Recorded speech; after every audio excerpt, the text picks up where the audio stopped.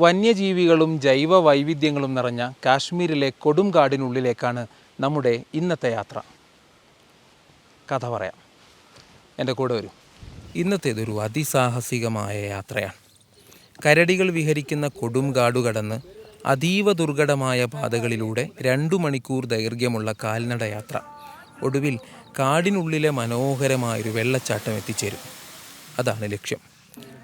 സുക്കൂനിലെ നമ്മുടെ പ്രിയപ്പെട്ട വിദ്യാർത്ഥികളുടെ വീട്ടിൽ ഇന്നലെ അന്തിയുറങ്ങി രാവിലെ പ്രാതലു കഴിച്ചാണ് യാത്ര ആരംഭിച്ചത്.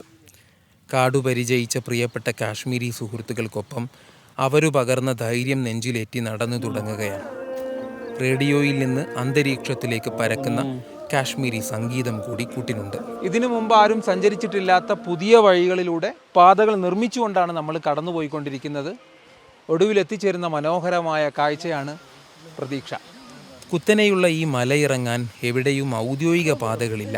കൂടാതെ ചെടികളും മരങ്ങളും ഇടതൂർന്നു വളർന്ന് എല്ലായിടത്തും കൂറ്റൻ ബാരിക്കേഡുകൾ കൂടി സ്ഥാപിച്ചിട്ടുണ്ട്. അനുവാദത്തിനായി കാത്തിരിക്കാതെ അവയെല്ലാം മറികടന്നാണ് ഈ യാത്ര തുടരുന്നത്.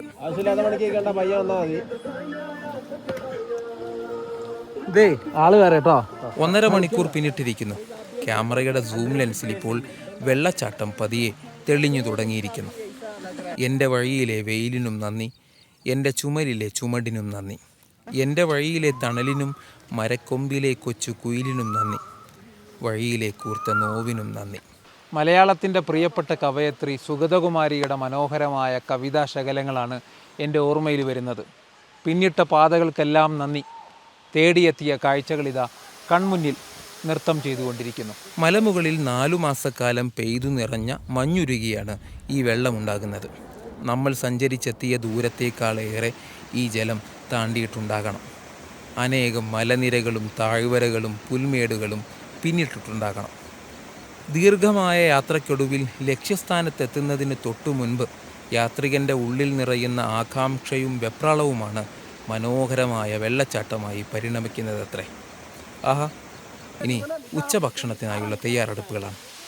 ആ കാഴ്ചകൾ അടുത്ത വീഡിയോയിൽ.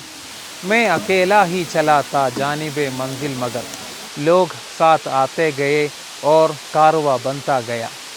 ഞാൻ ഒറ്റയ്ക്കാണ് ഈ ദൗത്യങ്ങളിലേക്ക് പലപ്പോഴും നടന്നു തുടങ്ങിയത്.